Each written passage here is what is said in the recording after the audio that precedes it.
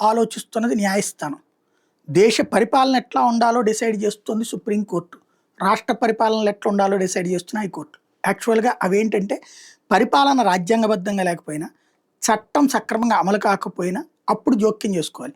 లేదా రాజ్యాంగంలో లేని ప్రొవిజన్స్ ఏయన్నా ఉంటే వాటిని తమకున్న విచక్షణాధికారాలు, విశేషాధికారాలతో వినియోగించాలి. కానీ విశేషాధికారాలు విచిత్రంగా వాడుతున్నటువంటి పరిస్థితులు తలెత్తుతుండడం వల్లనే రాజ్యాంగ వ్యవస్థల మధ్యన ఒక ఘర్షణ వాతావరణం ఉంటుంది.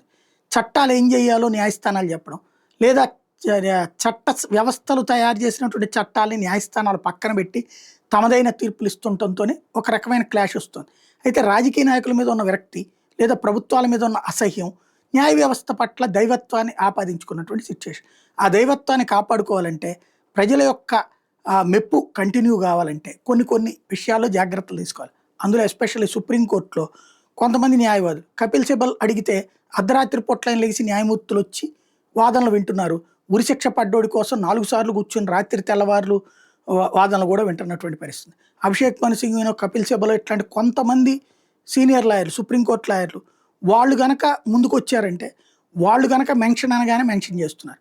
మిగతా వాళ్ళు ఇచ్చితే అక్కడ రిజిస్ట్రీ తీసుకొచ్చి ఎదురు పెట్టట్లేదు. రోజుల తరబడి, నెలల తరబడి కేసులు ఆగిపోతున్నటువంటి పరిస్థితి.